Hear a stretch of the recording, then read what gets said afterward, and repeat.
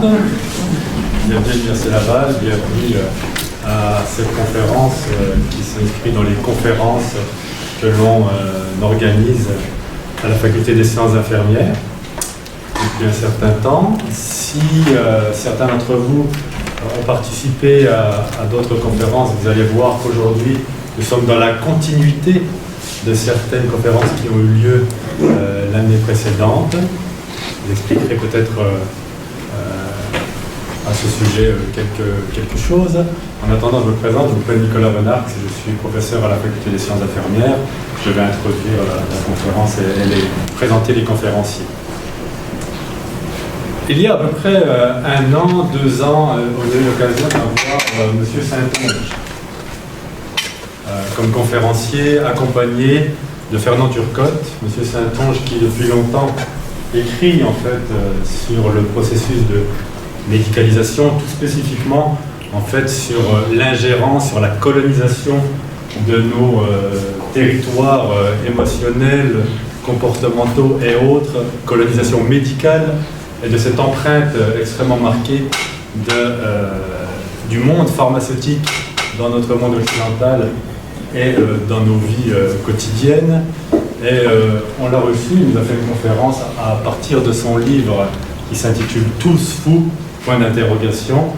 Et il était, comme je le disais tout à l'heure, accompagné de Fernand Turcotte, pour ceux et celles qui le connaissent. Fernand Turcotte est associé à ce terme fort qui se dit comme suit « sur diagnostic ». Je pense qu'on est dans la continuité de cela, puisqu'aujourd'hui, on est encore dans le thème de la médicalisation de la vie d'une manière générale, mais tout spécifiquement aujourd'hui sur la médicalisation de cet âge qu'est l'enfance, finalement, et qui est aussi décrié comme d'autres formes de médicalisation qui ont lieu au courant de l'existence, du début de la vie, de la grossesse, à l'accouchement, jusqu'à la ménopause et jusqu'à la mort. Alors, des conférenciers nous ont proposé donc d'intervenir sur ce thème autour du TDAH, des troubles donc déficitaires de l'attention avec ou sans hyperactivité. Et je vous les présente, et je les remercie de cette proposition qui nous donne l'occasion finalement d'inviter du monde et puis d'entendre et de discuter de ces thèmes extrêmement importants dans les sciences de la santé, de manière générale. Alors nous avons, en commençant par la droite, M. Jean-Michel Coteps, qui est psychologue, qui travaille comme intervenant au 388 de Centre de traitement psychanalytique pour jeunes adultes psychotiques et qui intervient auprès d'enfants de moins de 4 ans et de leurs parents à la maison ouverte. Bonjour, merci. Monsieur Mathieu Saucier, Gay, qui est philosophe et professeur au Cégep, à compter de la session d'hiver 2016, il sera même à l'université, c'est cela, comme chargé de cours. Bravo, félicitations. Nous avons, je ne sais pas, Marie-Hélène, c'est vous Marie-Hélène, alors Audrey Filion, microbiologiste, qui poursuit une formation en épidémiologie et qui a travaillé, elle, donc, pour une compagnie pharmaceutique. J'imagine qu'elle va nous dire un certain nombre de choses à ce sujet. Je peux citer la compagnie pharmaceutique, GlaxoSmithKline. Elle était au site de production du vaccin contre l'influenza, site qui se trouve à Sainte-Foy. Et Marie-Hélène Fauteau, donc, qui est psychologue, elle aussi, et qui a travaillé en CLSC, au programme famille, enfance, jeunesse, avec des enfants et des adolescents. Alors voilà, je vous laisse donc 45 minutes, 1 heure, ça vous convient? 1 heure et quart. 1 heure et quart. 1 heure et quart, en espérant justement que l'attention sera de la partie. Et ensuite, on engagera donc une discussion avec nos conférenciers, questionnements et commentaires dans la même veine. Alors voilà, la parole est à vous. Vous nous levez,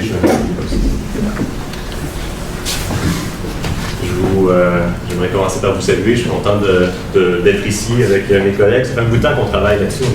On est fiers d'être rendus à ce moment-ci. On aimerait tout spécialement d'abord remercier la Faculté des sciences infirmières pour l'invitation. Vraiment content d'être là. On aimerait ça aussi remercier Laurence. Oui, Laurence. Ah. Merci beaucoup pour l'invitation. Ça a été précieux pour nous mettre en contact, nous connaître aussi. Puis tout le monde d'être présent.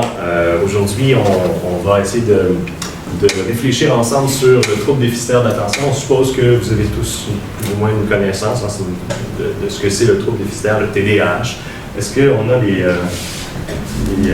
trois autres peut-être? Parfait.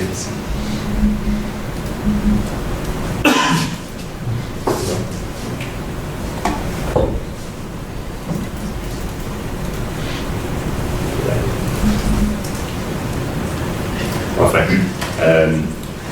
le TDAH, trouble déficitaire de l'attention avec ou sans hyperactivité, c'est un trouble qui est apparu comme tel au niveau de l'appellation à peu près en 1980 dans le DSM-3. Je vais laisser Jean-Michel un peu plus tard vous parler du DSM. C'est quelque chose quand même d'important, c'est un outil diagnostic. En gros, le trouble déficitaire d'attention, on le reconnaît par les composantes, évidemment, de l'inattention, de l'hyperactivité, de l'agitation puis de l'impulsivité. Pas toujours de la même façon chez chaque enfant, mais c'est les trois éléments qui sont les plus importants. Et puis, on nous présente dans ce qu'on appelle, nous, le discours dominant, c'est-à-dire le discours principal à propos du trouble déficitaire d'attention. On le présente comme un trouble d'origine neurologique. Ce serait dans le cerveau, il y aurait une composante héréditaire, mais ce serait dans le cerveau, finalement, pour aller vite, là, puis on va préciser des choses, que les enfants présenteraient un problème. À chaque session, je suis professeur au Cégep de Sainte-Foy, à chaque session, en début de session, les professeurs sont habitués d'avoir une série de courriels, de lettres, qui, plusieurs fois, là, dans chaque classe, et plusieurs cas régulièrement qui nous arrivent, d'étudiants, finalement, on reçoit une lettre des services adaptés pour se faire dire, finalement, que tel étudiant a un trouble déficitaire d'attention. Et lorsqu'on nous explique ce que c'est dans la lettre, très, très rapide, on nous dit c'est d'origine neurologique, et puis ça trouble éventuellement l'étude, la concentration. Alors, cette vision-là du trouble déficitaire d'attention, c'est ce qu'on appelle le discours dominant, c'est ce qu'on va essayer de critiquer aujourd'hui, tranquillement. Pourquoi on s'est attaqué à ce problème-là? Pourquoi on s'est intéressé à ce problème-là? Un peu quelque chose d'assez fréquemment répandu aujourd'hui, c'est qu'on le sait, là, il y a un diagnostic, on a parlé de surdiagnostic, c'est M. Turcotte qui aurait, selon vous, apporté le thème la première fois. Non, il le cultive. Il le cultive, en tout cas. Plusieurs personnes le cultivent, parce qu'effectivement, on voit apparaître de plus en plus, finalement, de nombreux cas de TDAH. Et puis, on a remarqué, comme plusieurs, que ces questions-là sont préoccupantes. Si on regarde l'arrivée du premier DSM, en 1952, on répertoriait une soixantaine de troubles mentaux. Aujourd'hui, c'est plus de 400 avec le dernier DSM, le dernier outil diagnostic qu'on utilise principalement en Amérique du Nord. C'est plus de 400 aujourd'hui qu'on utilise. On remarque, un peu dans la lignée de ce que M. Saint-Onge a fait ici il y a quelques années, qu'il y a quelque chose, un phénomène croissant de médicalisation des comportements humains qui nous inquiète et qui est souvent associé à la médicamentation. Et pourquoi le TDAH plus précisément? Parce qu'il s'agit des enfants, puis qu'il s'agit de personnes particulièrement vulnérables envers lesquelles on pense avoir une responsabilité qui, comme société, justement d'essayer de questionner le phénomène. Qu'est-ce qu'on a fait concrètement? Ça fait plus d'1 an qu'on s'est réunis.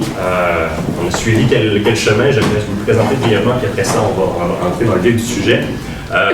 On a commencé par regarder les outils diagnostiques, le DSM, le SIM, pour voir comment fonctionnait finalement le diagnostic d'un enfant qui a un trouble déficitaire d'attention selon le discours dominant. Ensuite, on est allé faire une récolte d'études scientifiques. On a fait une recension avec les bases de données principales là, que sont, attendez, je les ai notées ici, PsycInfo, Medline, PubMed, pardon. Et puis, donc, sur ces sites de données, on a fait, avec les mots-clés importants, là, on est allé chercher, qui sont liés au TDAH, on est allé chercher des articles pour essayer de voir plus clair. On a fait une recension, on a passé pas mal de temps à lire tout ça. Et puis, bien évidemment, on a consulté un certain nombre d'articles puis de livres critiques par rapport au TDAH. C'est pas facile d'aborder ce thème-là, du TDAH. En tout cas, on a senti que c'était pas facile. On avait comme un poids sur les épaules quand on s'est dit on va essayer de critiquer ça.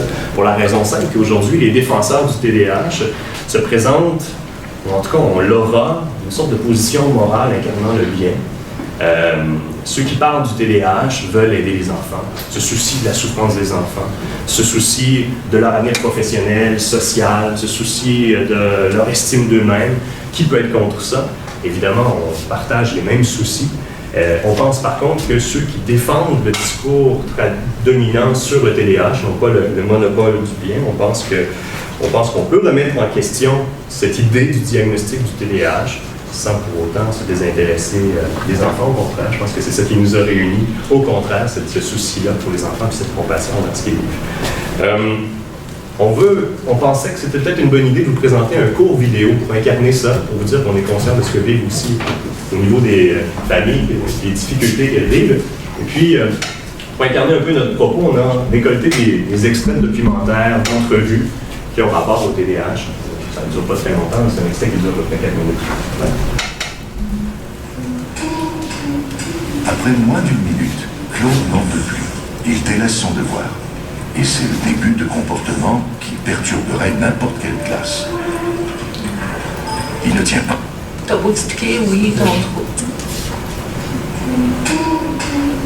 Après moins d'une minute, Claude n'en peut plus. Il délaisse son devoir. Et c'est le début de comportement qui perturberait n'importe quelle classe. Il ne tient pas en place, il se lève, il joue avec son crayon, il chantonne. C'est n'importe quoi plutôt que son devoir. Ce n'est pas une question de volonté ou d'éducation. Claude ne le fait pas exprès. Il est incapable de porter attention longtemps à une tâche. Son retard neurodéveloppemental se manifeste par un manque de dopamine. Un neurotransmetteur de garderie, Benjamin était d'un trouble bête. Il n'écoutait pas. À l'école, c'est la catastrophe. Impossible de le contrôler. Pour les parents, c'est un casse-tête. Ça n'a jamais été maman dit oui, papa dit non, une journée c'est oui, l'autre journée c'est non. On a toujours été très, très, très consistant. On savait que c'était important. Et puis, malgré tout ça, c'est un enfant gâté, il fait n'importe quoi, il vous contrôle, c'est un enfant roi, il aura besoin d'une bonne volée, c'est un enfant gâté. Il n'y a rien qu'on n'a pas entendu. Et c'est sûr qu'il ne peut pas aller à aucune école, même s'il y a un quotient intellectuel très élevé, mais jamais il ne peut pas fonctionner dans une autre école. Il dérange les autres, et puis il parle toujours, il exprime toutes ses pensées. Et s'il lit, il va lire à voix haute. S'il fait un problème, il va parler. Il s'est dérangeant dans une classe. Aussi loin que je recule, il me pétait des crises, mais hallucinantes. Je veux dire, de bébé naissant, jusqu'à temps qu'elle soit médicamentée, elle nous pétait des crises, mais l'impulsivité était débordée. Là. On n'arrivait pas à comprendre, parce qu'on disait pourtant on l'aime, on lui donne de l'attention, on s'en occupe, on lui donne une bonne éducation, on lui parle qu'on ne devrait pas faire ça. Mais tu peux parler tant que tu veux, le message, il passe pas. On m'a parlé que Samuel aurait besoin de prendre quelque chose. Je n'étais pas convaincue. C'est surtout que je pensais que j'avais peut-être manqué quelque chose comme parent. Là. Il y avait quelque chose que je n'avais pas fait. Je vivais ça un peu comme un échec. Je disais, j'ai pas assez travaillé fort avec lui, j'ai pas assez fait d'études, j'ai pas assez travaillé les travaux, les devoirs, j'aurais dû en faire plus. Pour moi, je me disais, la médication, c'est facile, on en donne à tort et à travers. Il y a le médecin aussi qui m'en a parlé. Au début, je disais, je sais pas, je n'étais pas certaine. Puis elle m'a dit, si ton enfant faisait du diabète, est-ce que tu voudrais lui donner de l'insuline? Je lui ai dit, oui, c'est sûr. Puis elle m'a dit, mais c'est comme ça. C'est la même chose, c'est physiologique. Il ne fait pas par exprès, là. Il en a besoin. Ça m'a aidé un petit peu à comprendre. Il est parfait. Et elle a rajouté des nouveaux mouvements, puis j'arrête de bloquer sur les mouvements. C'est vrai? Ouais. C'est compliqué.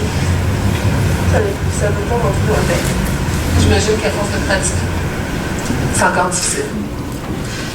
Ils sont confrontés à plein de situations où tout le monde fait bien, puis les autres sont pas capables de bien faire. Tu sais, à chaque fois, là, tu n'as pas expliqué, oui, ton trou, tu sais, ça explique, mais n'empêche que je suis pas capable. quand on a eu les résultats des tests et tout ça, nous, on s'est postiné avec la médication. On s'est dit, regarde, si c'est pour l'aider, on va aller de l'avant. Puis rapidement, elle nous a dit, là, je suis capable de réfléchir avant que ma main parte. Juste déjà de pouvoir être comme les autres. De pouvoir rester assis puis faire une chose. Comme tout le monde. Je suis comme tout le monde. Probablement qu'il peut peut-être y avoir des impacts là, au niveau physique de cette médication-là, mais je me dis les autres impacts seraient quoi? La dépression à 14 ans, les suicides, je sais pas. Est-ce que vous entendiez bien? Est-ce que vous étiez capable d'entendre? La vidéo avait une double fonction, comme je disais, d'incarner un peu le propos, puis aussi de voir. Il y avait l'air d'avoir, avec le petit garçon du début, un cas sérieux, on imagine des difficultés réelles vécues par la famille. On voulait, dans le fond, présenter ça au point de départ pour dire que ce qu'on nie ou ce qu'on remet en question, c'est pas du tout le fait que certaines familles aient des difficultés. On ne remet pas du tout en question qu'il y ait des enfants qui présentent qui soient très agités, qui soient très inattentifs, qui soient impulsifs. On ne met pas du tout en question la bonne volonté des acteurs, que ce soit les parents ou les intervenants du milieu, qui vont adhérer à ce que nous allons critiquer, ce qu'on appelle le discours dominant autour du TDAH. Ce qu'on veut critiquer, c'est précisément le TDAH. On n'est pas non plus contre la psychiatrie en général. On n'est pas contre toute forme de médication. C'est bon d'écarter certains sujets pour ne pas avoir des discussions inutiles et pour partir dans la mauvaise idée. Ce qu'on critique, c'est un peu dans la ligne de la présentation, c'est l'idée, c'est une certaine, on pourrait l'appeler la biopsychiatrie, c'est une certaine tendance en psychiatrie aujourd'hui à réduire l'ensemble des comportements humains, l'ensemble des souffrances psychiques, au fond, au seul dysfonctionnement de l'organisme. Et ce réductionnisme, on va l'appeler comme ça, un réductionnisme biologique, eh bien, on pense qu'il est non seulement faux théoriquement, mais qu'il est problématique. Alors, qu'est-ce qu'on va faire aujourd'hui? Le plan de la conférence, je vous présente rapidement qu'est-ce qu'on va faire. Alors, Audrey va d'abord vous présenter des données épidémiologiques pour essayer de voir un peu c'est quoi la situation actuelle. On a fait quand même des recherches pour essayer de voir un peu, en termes au niveau des groupes de population, comment est affecté par les diagnostics, la médication, etc.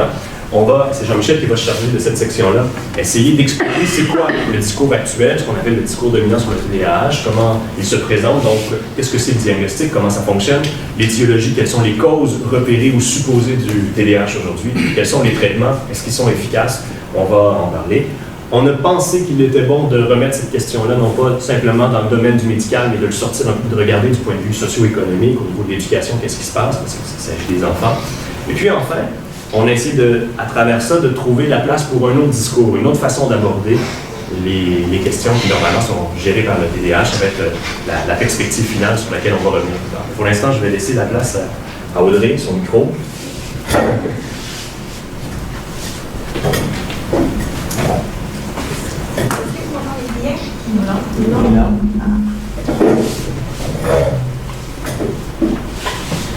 Maintenant? Oui. Ah, super. OK.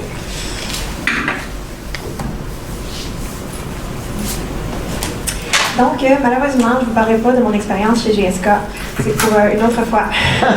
Ce que je vais couvrir, en fait, aujourd'hui, c'est les données épidémiologiques qui concernent le TDAH. Donc, on va regarder un peu c'est quoi la situation actuellement au Québec. Donc, on commence avec la prévalence du diagnostic de TDAH. Donc, pour avoir un peu une idée, c'est quoi la présence de ce trouble-là parmi nos enfants. Ici, on a les données d'une enquête de population qui a été réalisée en 2008. Et puis, la première chose qu'on remarque, c'est que chez les garçons, les barres bleues, on a une prévalence du diagnostic de TDAH qui est largement supérieure à celui des filles, qui sont les barres rosées. Donc, dépendamment des groupes d'âge, cette différence-là se chiffre à environ 2 fois plus de diagnostics chez les garçons ou 3 fois plus dans certains autres groupes d'âge. Si on va vers les données qui représentent l'ensemble des enfants de 3 à 14 ans, chez les garçons, il y a 13% qui ont un diagnostic de TDAH contre 5% chez les filles, donc une large différence comme je le disais. Et puis si on regarde les deux sexes confondus, on a 9% de tous les enfants de 13 à 14 ans qui ont un diagnostic de TDAH dans les données de 2008. Donc, c'est un peu moins d'un enfant sur 10. Ça, c'est la prévalence du TDAH au Québec. Ce qu'on remarque aussi, c'est que ce 9%-là, il n'est pas distribué également dans tous les groupes d'âge. Donc, on a une augmentation du diagnostic avec l'âge. Le diagnostic est assez peu présent chez les 3 à 5 ans, pardon. À partir du moment où les enfants entrent à l'école, là, on a beaucoup plus de diagnostics et finalement, ça culmine chez les 12 à 14 ans. Dans ce groupe-là, chez les garçons, on peut avoir 20% de garçons qui ont un diagnostic de TDAH. Donc, un enfant sur 5 chez les 12 à 14 ans, c'est assez important. On peut se demander, vu la tendance d'augmentation avec l'âge, s'il y a encore plus de diagnostics chez les enfants plus vieux. Mais si on regarde les données chez les adolescents, en fait, des données qui datent de 2010-2011, on voit que la prévalence au deuxième cycle du secondaire, elle est plus petite que la prévalence au premier cycle. Donc, le premier cycle, ça correspond environ aux enfants de 12-14 ans. Et donc, c'est vraiment là qu'on trouve le maximum de cas. Dans un deuxième temps, ce qui nous intéresse... Ah non, excusez, j'ai été un peu trop d'avance. Donc, d'abord, on va regarder certains chiffres par rapport au diagnostic de TDAH. Alors, au Canada, la prévalence est de 4,1% chez les enfants de 6 à 17 ans. Tandis qu'au Québec, chez les enfants de 3 à 14 ans, on a une prévalence de 9%. Donc, les groupes d'âge sont un peu différents, le 6-17 et le 3-14, mais on peut quand même les comparer, étant donné que la majorité des cas de TDAH sont entre 6 et 14 ans. Donc, ça nous donne quand même une certaine mesure. Et ça fait en sorte que le nombre de cas au Québec est quand même, la proportion de cas au Québec est supérieure à celle du Canada. Donc, si on regarde un groupe de référence qu'on va suivre tout au long de la présentation des données épidémiologiques, chez les enfants de 10 ans, on a 12% des enfants du Québec qui ont reçu un diagnostic de TDAH. Ça fait donc 16% des garçons, puisque c'est là qu'on a le plus de cas, contre 9% des filles. Bon, maintenant on est rendu aux médicaments, donc la prise de psychostimulants qui est un des traitements qui est offert aux enfants qui ont un diagnostic de TDAH.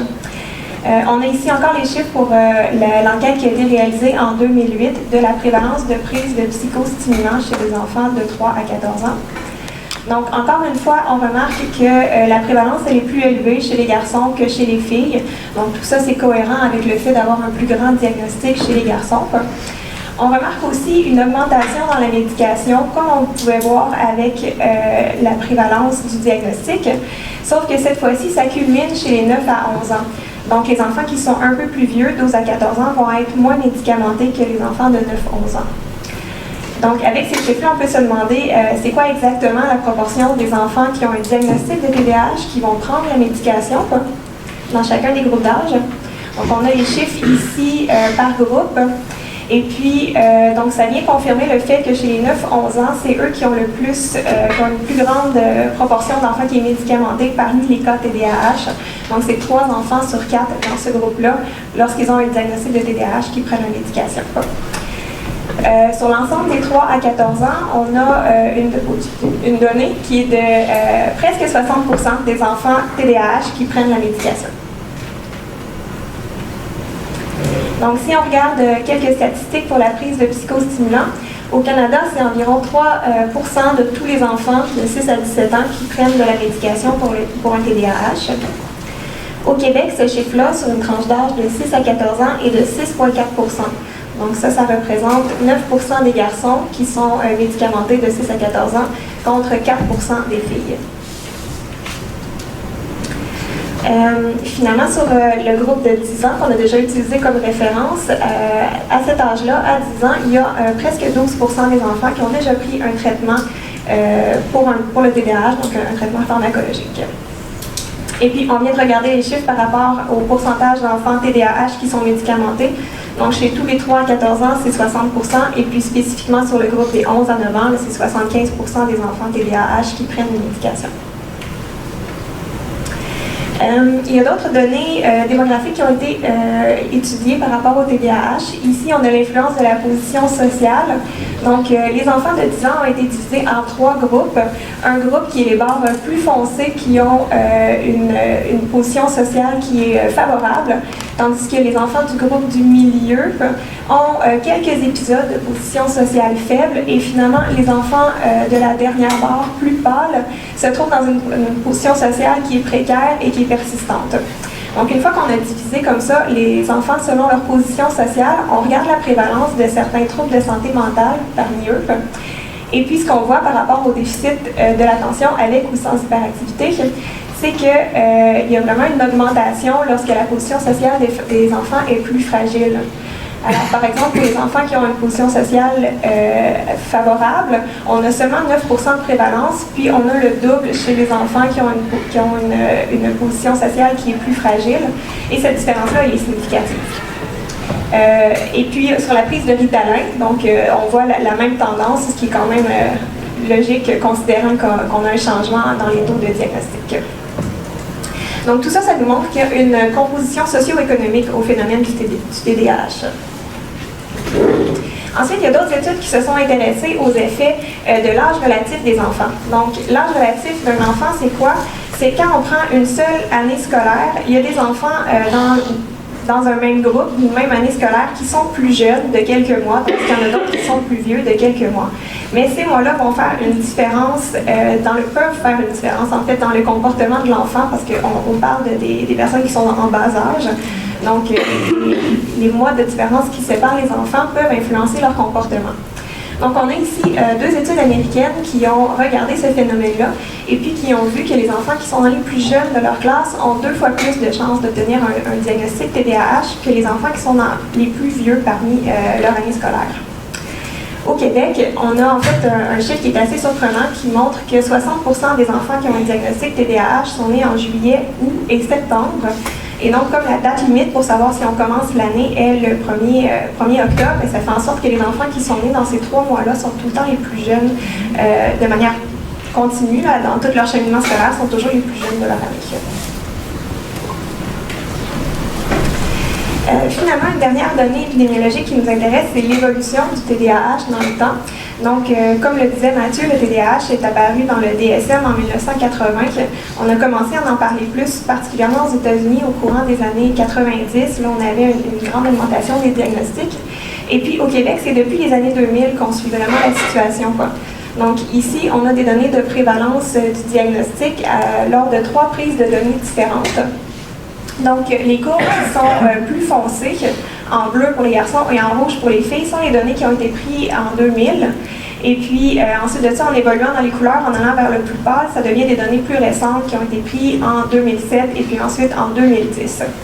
Donc, on voit qu'il y a une augmentation de la prévalence qui est continuelle, qui a été progressive de 2000 à 2010, et puis qui s'applique autant aux garçons, les courbes bleues, qu'aux filles, les courbes roses, rouges.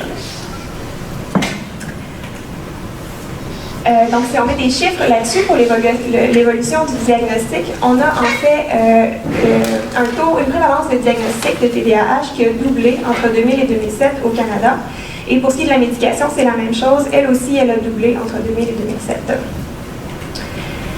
Le pourcentage d'enfants qui ont un diagnostic TDAH qui prend une médication a aussi augmenté. Donc, on est passé de 43% à 60% entre 2000 et 2007. Et puis, finalement, on a un phénomène avec les ordonnances de psychostimulants, puisque ceux-ci ont quintuplé entre 2000 et 2009. Donc, ça reflète la situation qu'il y a chez les enfants, mais aussi dans d'autres groupes de la population. Donc, on sait qu'il y a de plus en plus d'adultes qui sont diagnostiqués TDAH. Et puis, il y a aussi d'autres parties de la population qui peuvent prendre des psychostimulants, les personnes âgées, par exemple, donc différents groupes qui sont atteints. Et donc, pour terminer là-dessus, avec les données épidémiologiques, ce qu'on voit, c'est qu'au Québec, on a une prévalence du diagnostic de 10% chez les 3 à 14 ans. On a une prévalence de la médication de 5% dans ce groupe-là aussi, mais il y a certains groupes d'âge qui sont plus touchés que d'autres. On voit aussi qu'il y a une majorité des enfants qui ont un diagnostic TDAH qui prennent la médication. Et puis finalement, on a une augmentation qui est constante dans les 10 dernières années pour ce qui est des diagnostics de TDAH. Donc sur ça, je vais laisser Jean-Michel poursuivre.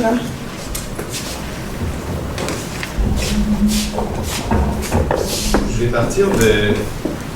Ça va, vous m'entendez sans micro? Oui. Je vais partir des 2 dernières infos qu'Audrey vient de vous donner. Augmentation du nombre de cas TDAH et prise de médicaments comme traitement principal. Je vais parler du discours dominant. Je vais questionner le diagnostic, l'étiologie et les traitements.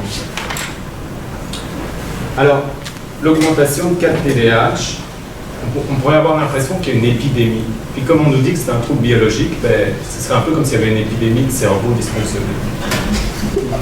Alors, ce que nous dit le discours dominant par rapport à cette situation, à cette augmentation de cas de TDAH, c'est qu'on procéderait aujourd'hui à une meilleure détection du trouble. C'est-à-dire, on aurait développé des outils et des connaissances qui nous permettent de détecter des choses qu'autrefois on n'aurait pas détectées.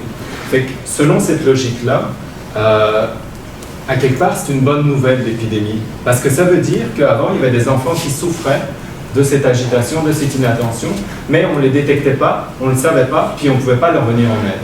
Fait que cette logique courante, dominante, on l'appelle, c'est celle qui domine, qui est le plus répandue, c'est comme ça qu'elle fonctionne. Bon.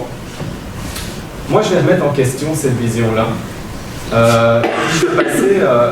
Je vais utiliser une distinction entre troubles et maladies qui est assez utile. Je vais regarder avec vous le processus diagnostique du TDAH, puis je vais regarder sa définition biologique. Là, je me rends compte que quand je pointe là-dessus, vous voyez la lumière. Je vais essayer de pointer là-dessus. Alors, c'est ça. Le TDAH, c'est un trouble, c'est pas une maladie. Qu'est-ce que c'est une maladie? Une maladie, c'est quelque chose qui a une cause biologique connue, identifiable objectivement. Exemple, le sida. C'est une cause biologique connue, c'est un virus. On peut faire une prise de sang, l'identifier. Il n'y a pas de débat là autour. Un trouble, c'est autre chose. Le DSM, je vais vous en parler plus tard, mais en gros, c'est un gros livre qui reprend tous les troubles mentaux. Mais le DSM, ça consiste à répertorier une série de choses, à leur donner un nom. Et comment on fait ça? Dans le fond, c'est un ensemble de psychiatres qui se mettent à une table, puis qui discutent ensemble à partir de leurs expériences cliniques, et puis qui décident ensemble ce qui va être un trouble et ce qui ne va pas l'être. Quelque chose de simple pour faire saisir ça, c'est on voit parfois dans les procès plusieurs experts psychiatres venir l'un après l'autre. L'un va dire qu'il a tel diagnostic, l'autre va dire qu'il a tel autre diagnostic, le troisième tel autre diagnostic. Pourquoi cette variabilité? Parce que c'est un trouble, parce qu'on n'a pas de marqueur biologique objectif identifiable. Vous ne verrez pas 4 médecins se présenter pour confirmer que la personne a bien le sida. Un seul médecin suffit. Aussi, une autre chose intéressante pour réaliser à quoi on a affaire avec un trouble, c'est qu'en regarde l'évolution du DSM. Il y a des troubles qui entrent, des troubles qui sortent. Jusqu'en 1987, l'homosexualité, c'était un trouble dans le DSM. Depuis 1987, c'en est sorti, ça n'est plus un trouble. Donc, le TDAH, son nom l'indique, c'est un trouble. Qu'est-ce que ça veut dire? Ça veut dire qu'il n'y a aucun marqueur biologique objectif qu'on peut utiliser pour diagnostiquer un TDAH. On ne peut pas faire de prise de sang, de prise d'urine, ni de test génétique, ni de scanner cérébral. C'est-à-dire, on peut faire tous ces tests, mais ça ne nous permettra pas de diagnostiquer un enfant comme étant TDAH. Alors, comment ça fonctionne pour diagnostiquer un enfant TDAH? Ce que je vais vous montrer, c'est que le processus diagnostique, il est subjectif. Pour diagnostiquer, on utilise, en Amérique du Nord, le DSM. Le DSM, c'est une abréviation anglaise, je vais donner la traduction française. Manuel diagnostique et statistique des troubles mentaux. On dit souvent que c'est la Bible des maladies mentales. En fait, il faudrait dire la Bible des troubles mentaux. Alors, le DSM, ça se présente un peu comme ça. Pour le cas du TDAH, si vous voulez, dans le DSM, il y a comme 2 tableaux. Un tableau qui correspond aux critères d'inattention, puis un autre tableau qui correspond aux critères hyperactivité et impulsivité. Et si on prend inattention, le premier critère, souvent ne parvient pas à prêter attention aux détails ou fait des fautes d'inattention dans les devoirs scolaires, le travail ou d'autres activités. Vous en avez 9 comme ça. Puis même chose pour hyperactivité, vous en avez 9, je vous lis le premier. Remue souvent les mains ou les pieds ou se tortille sur son siège. Pour poser le diagnostic, il faut que vous ayez au moins 6 symptômes présents dans l'une ou l'autre des 2 catégories. Ça va déterminer le type de TDAH. Si vous avez 6 symptômes présents dans le premier, ça va être de type inattention. Dans le second, ça va être de type hyperactivité, impulsivité. Puis vous pouvez avoir un type combiné, les 2 ensemble. Fait que là, il faut se rendre compte de ce dont on parle. Ce que ça veut dire, c'est, je m'assieds là, je vous regarde, je prends ma liste de cotations, je cote. Ah, madame a bougé de la tête, elle est peut-être agitée un petit peu. Ah, je cote le premier. Ah, monsieur a bougé aussi. Non, mais lui, je trouve qu'il a moins agité, je vais pas coter. Ce que je veux dire par là, c'est que la personne qui cote, elle a une influence sur les items qu'elle va cocher. Il y a là une subjectivité qui est en jeu. On n'est pas en train de faire une prise de sang. C'est quelqu'un qui est en train d'observer et de coter les items. Si moi, je suis habitué à avoir plein de frères et sœurs autour de moi qui bougent tout le temps, je vais voir un enfant bouger, ben, je vais peut-être pas le coter rapidement. Mais si Audrey, chez elle, tout le monde est sage comme une image, ben, peut-être qu'elle va coter plus rapidement. Donc, je caricature un peu, mais on se rend compte qu'il y a une dimension subjective là-dedans. Autre dimension subjective dans le diagnostic, c'est la grille qui est utilisée pour la cotation. Moi, je vous présente la grille qu'on utilise ici, au Québec et en Amérique du Nord, c'est le DSM. En Europe, on utilise beaucoup la CIM, qui est la classification internationale des maladies. L'Organisation mondiale de la santé l'utilise. Eh bien, selon la grille qu'on utilise, on obtient des pourcentages de TDAH différents dans les populations. Avec la CIM, on obtient des pourcentages, en gros, entre 0,5 et 4%. Avec le DSM, on obtient des pourcentages entre 5 et 10%. Ça varie donc de 2 à 13 fois plus de cas de TDAH avec le DSM. Donc, la subjectivité, elle est là-dedans aussi. Le diagnostic va dépendre de la grille d'évaluation qu'on utilise.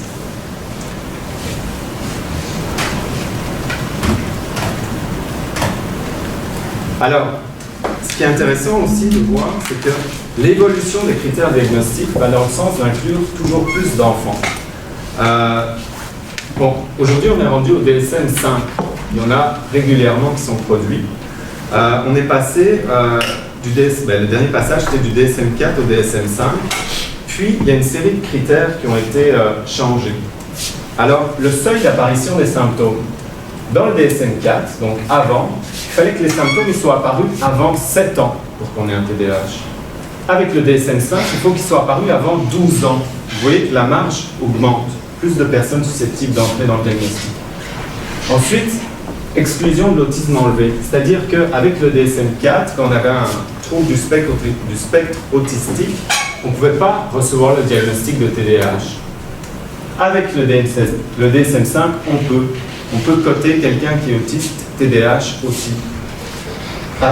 Ensuite, certaines spécificités. Dans le DSM-4, il était mis qu'il fallait, pour que la personne soit diagnostiquée de TDAH, que son fonctionnement social, académique et professionnel soit significativement altéré.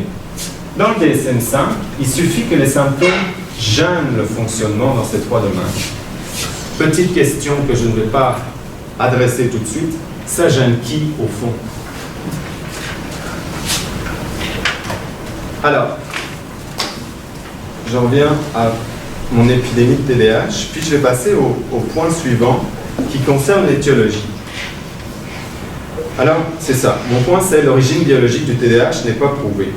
Parce qu'il faut voir que ce qu'on nous dit, c'est que le TDAH, Mathieu l'a déjà présenté brièvement, c'est un trouble héréditaire neurologique qui a une base génétique probable, qui implique des spécificités cérébrales et pour lesquelles, dans le fond, les facteurs environnementaux peuvent jouer, mais uniquement, si vous voulez, comme aggravation du biologique.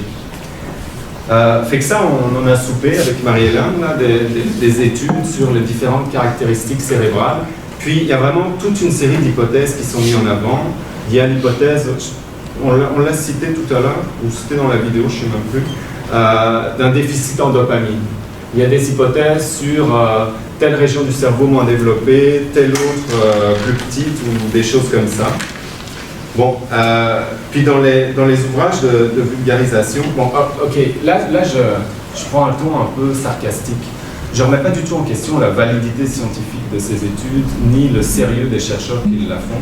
Je prends un ton sarcastique parce que vous allez voir ce qui s'en vient, qui moi je trouve assez aberrant. Okay. Mais juste pour terminer mon point sur le discours dominant au point de vue étiologie, c'est que il y a des ouvrages de vulgarisation, mais vraiment les plus répandus, puis je pense que c'est des gens très bien intentionnés, qui compare le TDAH à avoir des yeux bleus ou des yeux verts ou les cheveux bruns. Ils disent héréditaire, c'est la même chose. Alors, bon.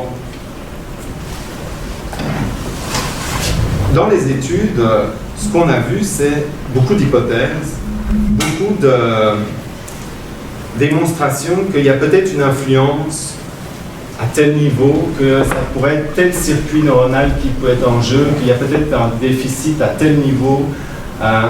Beaucoup d'hypothèses, mais pas de preuves, pas de marqueurs identifiables clairement. Il n'y a pas un gène spécifique qu'on a pu identifier comme causant le TDAH. On ne peut pas aller regarder et dire, bon, mais si vous avez cette modification génétique-là, vous avez le TDAH. Aussi, ah oui, ça c'est un point où on se laisse souvent, je veux dire ça autrement, il faut être attentif au raisonnement qu'on pose. Ma phrase, c'est « L'observation de spécificité cérébrale ne vaut pas étiologie ». L'étiologie, c'est l'étude des causes. Qu'est-ce que je veux dire par là? Il faut voir que beaucoup d'études procèdent de la manière suivante. On sélectionne des enfants diagnostiqués TDAH, diagnostiqués de la manière dont je vous ai parlé avant. On sélectionne des enfants diagnostiqués TDAH, puis on prend des enfants contrôle, qui n'ont pas de diagnostic de TDAH.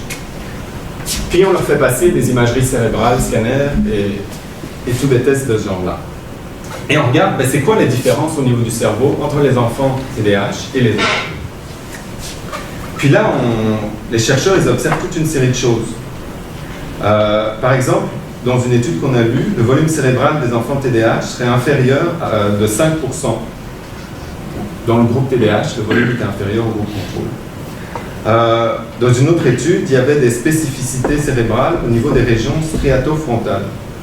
Fait que ça, je veux dire, on ne remet pas en question ça. Effectivement, ils ont fait passer les tests d'imagerie, ils ont vu des spécificités. Mais il faut voir que... Mais je vais vous donner un exemple. Pour le faire, moi, je vais donner un exemple. C'est un exemple que Jean-Claude Saintonge, il cite dans son dernier ouvrage sur le TDAH. Il prend les chauffeurs de taxi londoniens. Puis il dit, on a fait des études sur les cerveaux des chauffeurs de taxi londoniens. On a fait passer des IRM. Et on a vu que les zones qui contrôlent la représentation spatiale sont plus développées chez eux. Okay? Là, le raisonnement qu'il ne faut pas faire, ou le pas supplémentaire qu'il ne faut pas faire, c'est se dire, bon, ils ont des zones, des régions spatiales, des régions de représentation spatiale plus développées dans leur cerveau, c'est pour ça qu'ils sont devenus chauffeurs de taxi. Mais non. Ce qui importe, ou en tout cas, ce qu'on pense, c'est que c'est probablement davantage l'expérience de conduire un taxi dans des rues pendant des années, de devoir mémoriser les plans de la ville, qui fait que leur cerveau, du fait de la plasticité cérébrale, de la plasticité neuronale, on sait que le cerveau continue à se développer, qui peut se moduler, c'est du fait de l'expérience qu'ils ont de chauffer leur taxi que leur cerveau se développe d'une manière qui est différente de celle des autres individus. Même chose pour les musiciens. On sait, quand on fait passer des imageries, des tests, que certaines régions cérébrales des gens qui ont pratiqué la musique très jeunes se développent différemment des autres. Mais là encore, le pas supplémentaire qu'il faut s'abstenir de faire, c'est de dire c'est parce qu'ils ont ces zones cérébrales développées qu'ils sont allés jouer de la musique. Non, c'est parce qu'ils ont baigné dans un environnement musical que leur cerveau s'est adapté. Donc c'est ça que je veux dire par l'observation de spécificité cérébrale ne vaut pas étiologie. Il ne faut pas confondre la cause et l'effet. Une expérience, un mode de vie module la plasticité cérébrale. Puis un autre raisonnement qui a cours, puis qui est délicat, et on pourrait en débattre beaucoup, mais je vais juste présenter une certaine logique là-dedans, laquelle il faut faire attention. C'est, je vais mettre ma phrase, l'effet d'un médicament ne vaut pas étiologie. Qu'est-ce que je veux dire par là? Je veux dire que il ne faut pas déduire l'existence d'une pathologie de l'effet d'un médicament. Ou il faut faire attention, en tout cas. Dans l'histoire de la biopsychiatrie, il y a eu beaucoup de cas comme ça. Puis, c'est le cas aussi pour le TDAH.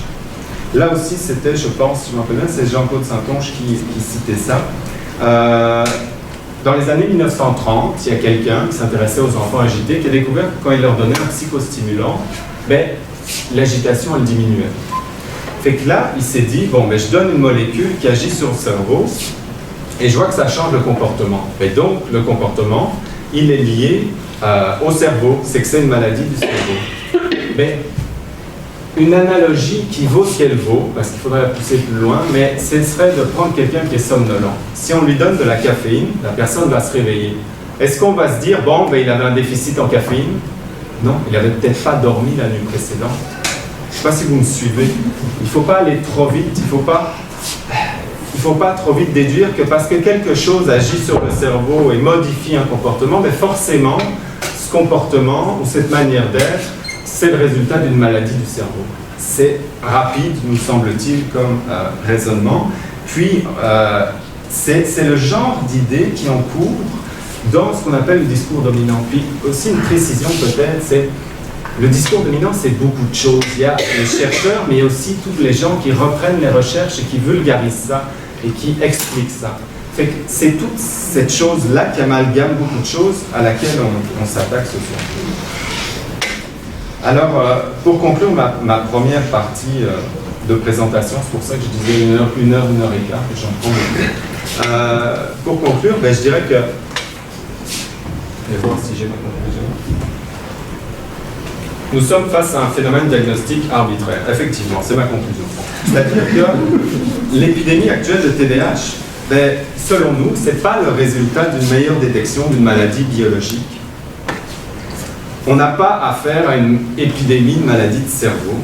Selon nous, on a affaire à des experts qui décident arbitrairement, je vous l'ai montré comment un trouble était construit, que certains comportements sont anormaux.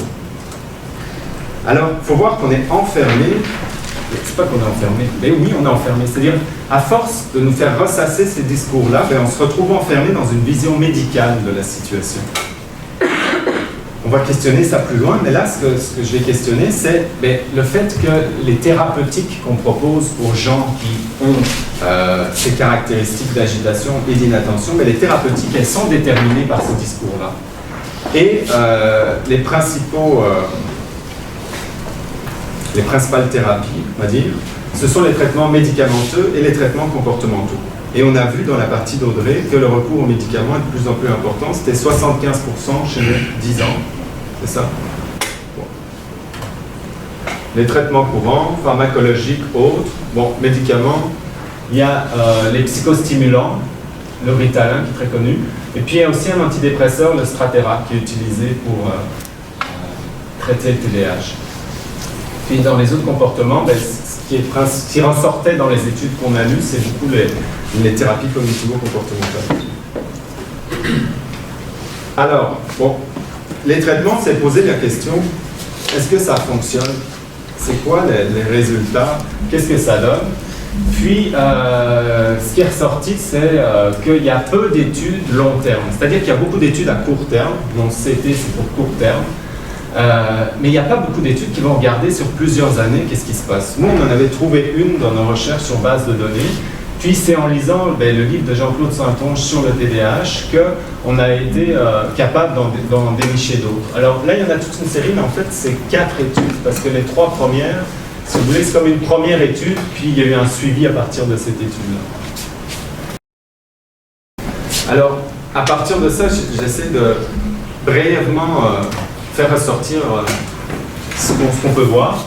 Ce qu'on voit, c'est qu'à court terme, la médication, elle fonctionne. Je vous efface ça, je vous empêche de le lire. Juste dire une chose. La médication, elle fonctionne à court terme pour tout le monde. Pour vous, pour moi, que vous soyez TDAH ou pas, ça fonctionne. La preuve, les étudiants, de plus en plus, prennent des médicaments avant leurs examens parce que ça améliore la concentration. Je le dis, Mathieu, il m'a dit que c'était une smart drug. Voilà. C'est vrai que ça... Les gens qui appellent ça les smart drugs n'ont pas nécessairement de diagnostic comme tel, mais ils se trouvent des coucheurs pour essayer de... Il y a joué des signes de tête, là, il y a des gens qui connaissent le procédé.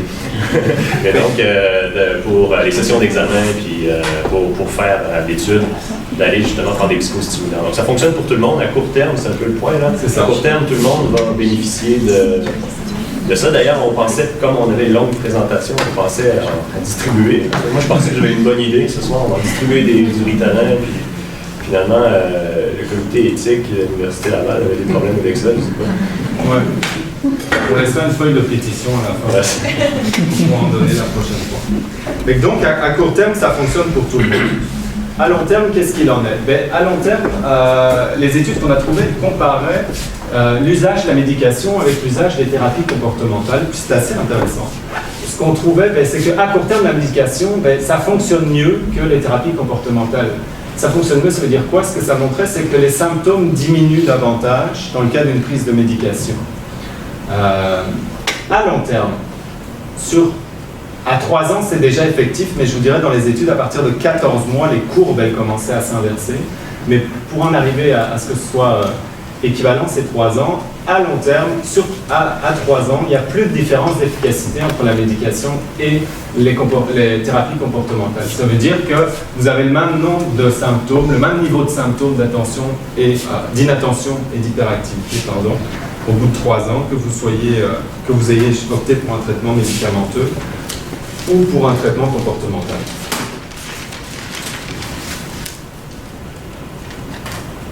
Je vais quand même donner la précision, parce que là j'ai dit une phrase qui est un peu rapide. C'est ce qu'on peut penser en lisant les études. C'est-à-dire que c'est évidemment des statistiques, c'est évidemment des regroupements. On n'est pas en train de dire que si là vous optez pour la thérapie comportementale, ça va donner telle affaire ou ça va donner telle affaire. On s'entend, on est en train de questionner ce qu'on nous dit. Alors, ouais, c'est ça. Ce qu'on a vu aussi, c'est qu'à long terme, ben, la médication, elle semblait davantage problématique parce que les enfants médicamentés, dans les études qu'on a trouvées, étaient plus susceptibles à long terme de développer des problèmes de dépression et d'anxiété, d'avoir des moins bonnes performances scolaires et d'avoir une détérioration des relations avec leurs parents. Bon. Puis, autre donnée qui était intéressante, c'est qu'aucun traitement, que ce soit comportemental ou que ce soit la médication, ne parvient à ramener au même niveau de symptômes les enfants TDAH que les non-TDAH. C'est-à-dire vous êtes TDAH, quoi que vous fassiez, selon les études, votre niveau de symptômes ne sera jamais le même que les non-TDAH.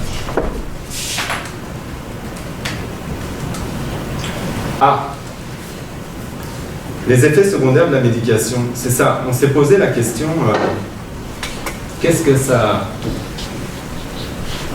ça donne, la médication, comme problème? Puis, dans le fond, ça, c'est disponible sur le site internet de Sharing Canada, avec mon superbe accent. Vous pouvez aller le retrouver. C'est la monographie de l'Adderall qui est utilisée comme psychostimulant.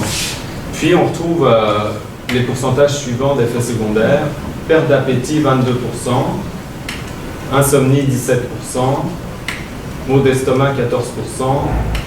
L'habilité émotive, 9%. Si vous voulez savoir ce que ça veut dire, vous irez lire Saint-On, je ne sais pas, il critique ça. Vomissement, 7%. Perte de poids, 4%.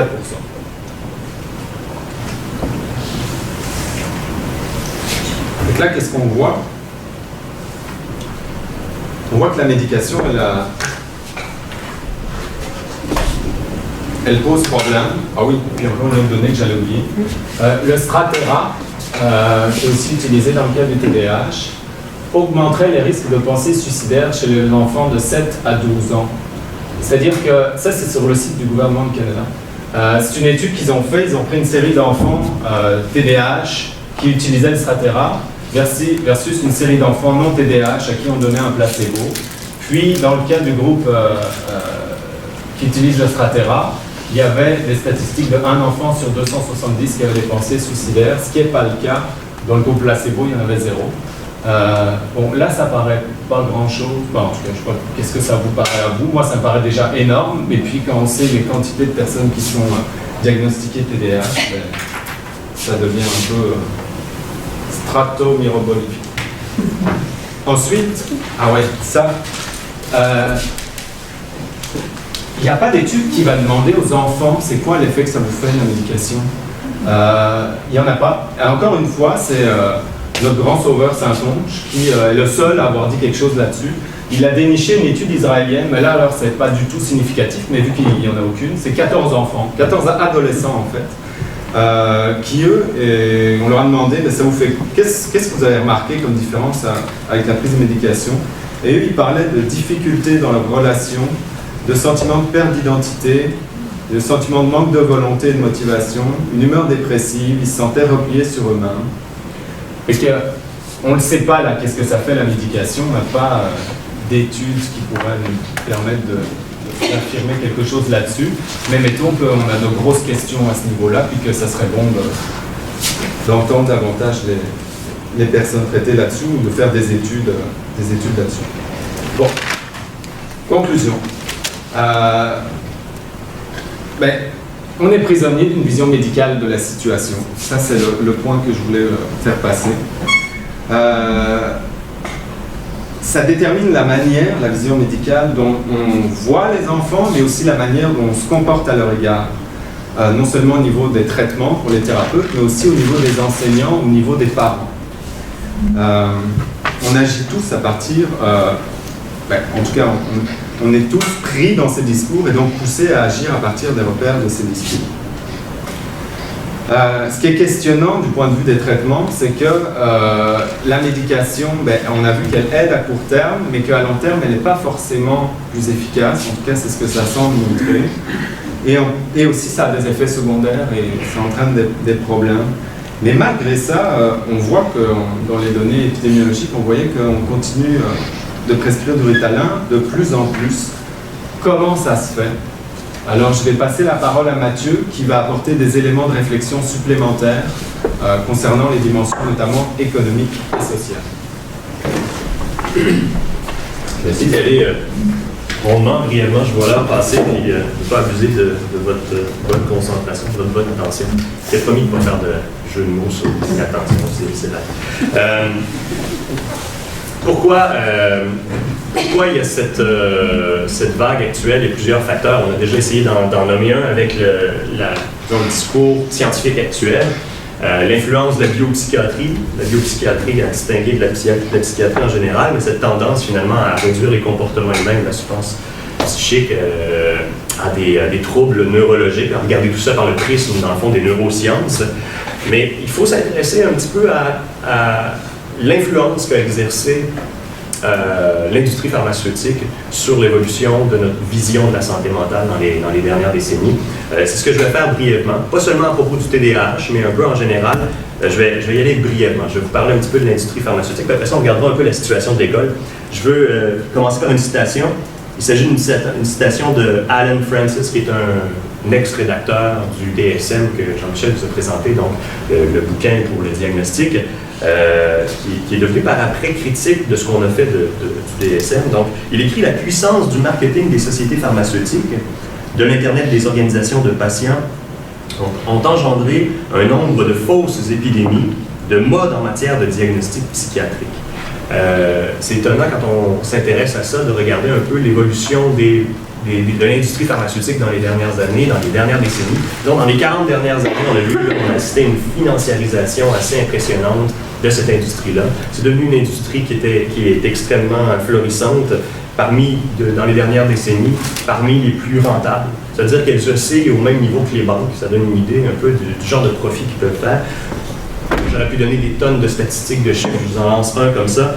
En 2008, pour la vente d'antidépresseurs de neuroleptiques, juste aux États-Unis seulement, 24 milliards de dollars de profit. Donc ça, c'est en 2008. Si on regarde par rapport en 86, c'est presque 50 fois plus de profit qui est fait. Donc il y a une évolution de ce côté-là, à différents égards. Je ne suis pas particulièrement, de mon côté, personnellement, un adepte des théories du complot. Je ne suis pas du tout consommateur de ce genre de théories. Mais quand on regarde le comportement des compagnies ou des grandes industries pharmaceutiques, il y a quand même matière à s'étonner et puis à s'inquiéter aussi. Leur feuille de route, un peu dans certains cas, laisse d'un froid dans le dos. Et puis on finit par se dire que le but premier de certaines de ces compagnies, peut-être pas avant tout soigner, mais de faire finalement du profit. Quand on regarde, et puis on a beaucoup de données de ça aux États-Unis notamment, on regarde, mettons, les infractions, la corruption qui engraine cette entreprise-là, les problèmes éthique et de perception sociale qu'ils ont, ça nous donne une idée. J'ai fait une petite liste du genre d'infractions auxquelles ces compagnies-là se sont vues attribuer. Donc, surfacturation auprès des programmes gouvernementaux de santé, promotion illégale de médicaments dans certains cas, pratiques monopolistiques, ristournes versées à des médecins et des hôpitaux pour la prescription des produits de la compagnie, suppression des résultats gênants dans certains cas au niveau des études, pratiques manufacturières non conformes, infractions au code de l'environnement, etc., donc évasion fiscale, ce genre de choses-là. Juste pour vous donner une idée, aux États-Unis, entre 90 et 2012, c'est 30 milliards de dollars d'amende que les grandes compagnies ont dû verser, 30 milliards sur moins de 20 ans. C'est beaucoup quand même, vous êtes d'accord? 30 milliards. Il y a donc des poursuites, des problèmes d'évasion fiscale, des problèmes de pénalité à cause qu'on a caché certains résultats d'études, ou encore on a donné un médicament, ce qui se fait assez fréquemment, plus souvent qu'on le pense. On donne un médicament pour quelque chose d'autre, pour un trouble ou une difficulté pour lequel il n'a pas nécessairement été approuvé. Ce genre de problème-là, on en a vu des tonnes, et là, les compagnies pharmaceutiques sont aux prises et doivent sortir le chéquier assez fréquemment pour rembourser les pénalités. Puis là, 30 milliards, je vais sauter les chiffres, là. J'avais des chiffres pour des compagnies particulières, dont la compagnie où a travaillé Audrey. C'est des chiffres impressionnants, genre de 4 milliards, 5 milliards pour une compagnie qui doit déverser. Qu'est-ce qui m'a le plus troublé dans tout ça, c'est que quand on met ça dans une colonne de chiffres, et après ça qu'on regarde dans l'autre colonne de chiffres, c'est-à-dire colonne de chiffres pénalité, puis de l'autre colonne de chiffres profit escompté, là on remarque qu'il n'y a aucune commune mesure, puis que les profits sont vraiment écrasants comparativement finalement aux pénalités. Et là, je ne sais pas si on doit être cynique, s'il faut pas être naïf, mais enfin, on finit par se dire que ces compagnies font le calcul que ça vaut le coup, même si on se fait prendre la main dans le sac, d'aller de l'avant avec la promotion des produits pharmaceutiques. Il ne s'agit pas de penser que toute l'industrie ou tout le discours au niveau du TDAH est gangrené de la même façon, mais on sait par contre que l'augmentation des médicaments en Amérique du Nord, en Europe, dans les dernières années, a particulièrement augmenté au niveau de deux populations particulières. Il y a une population au niveau des neuroleptides, des psychostimulants qui était assez saturée, c'est les adultes. Par contre, les enfants et puis les personnes âgées, là, il y avait de la place pour de l'expansion financière. Et puis, on sait que si on recule, il y a 30-40 ans, il y avait un gros tabou dans l'idée de médicamenter un enfant. Je ne sais pas si vous avez remarqué, mais ce tabou-là s'est dissous tranquillement et maintenant, on va de l'avant et puis on pense que c'est une bonne chose.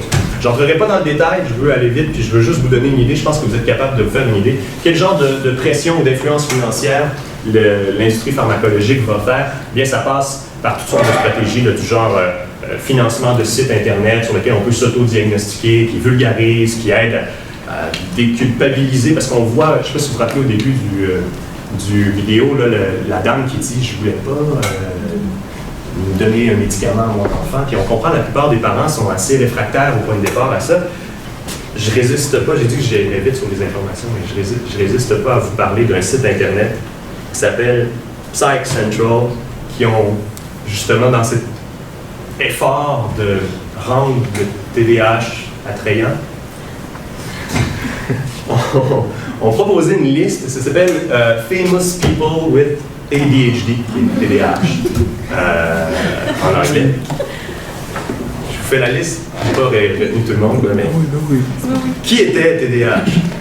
Albert Einstein, Galilée, Mozart, Léonard de Vinci, Walt Disney, John Lennon, Winston Churchill, Stephen Hawking, le célèbre physicien, Jules Verne, évidemment, Rodin, Louis Pasteur, le prince Charles, ça c'est connu, Beethoven, Jim Carrey, le joueur de basket Magic Johnson, Sylvester Stallone, on avait des doutes, puis Roger Rabbit, Tom Sawyer, Bilbo le Hobbit, puis Darth Vader.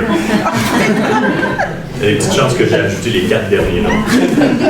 Mais les autres, c'est vrai. Okay, c'est juste qu'il paraît que jusqu'à tout récemment, le nom de Socrate était là aussi. Socrate, un cas connu de troubles déficitaires d'attention. Prof de philo, hein? J'ai hâte d'enseigner à nouveau des dialogues où Socrate va intervenir et dire que si au fond, là, il posait des questions et qu'il était énervant, c'est parce qu'il y avait un problème, on a dit. Il ne pouvait pas à l'époque, on lui a donné Assidus. Enfin, j'ai dit que je ne voulais pas prendre de temps, c'est exactement le contraire que je suis en train de faire. Beaucoup de publicités sont faites au niveau des des personnes qui, en première ligne, peuvent non pas diagnostiquer, mais repérer peut-être les enfants qui ont des troubles déficitaires d'attention. Donc on parle des gens qui travaillent comme travailleur social, dans la santé, dans les hôpitaux, les professeurs, les personnes qui travaillent autour de l'éducation des enfants, évidemment. On sait aussi que les compagnies pharmaceutiques ont donné beaucoup d'argent, ont investi beaucoup d'argent pour payer des gens pour faire à fond la promotion de certains produits, pour donner certaines conférences scientifiques. Des conférenciers, il y en a des tonnes et des tonnes, des milliers qui ont été payés par des compagnies pour, justement, pour ce qu'on appelle des leaders d'opinion, pour expliquer un peu puis promouvoir, en un sens, certains produits. Ça ne veut pas dire que tout le monde est de mauvaise foi, ça ne veut pas dire que tout le monde est mal intentionné, mais on sait que, juste pour reprendre un exemple, que la compagnie GSK, je ne veux pas m'acharner, mais c'est parce que a payé 49 000 spécialistes pour faire des conférences de ce type-là. Ça fait quand même beaucoup de monde. On peut se poser la question. Et puis, je suis tombé sur une citation dans un livre. C'était quoi déjà le livre?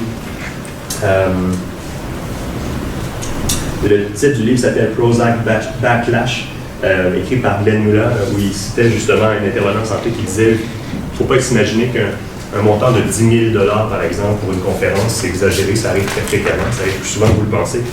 Ça, juste pour vous donner une idée, là, c'est presque le double de ce qu'on reçoit nous autres ce soir pour la conférence. OK.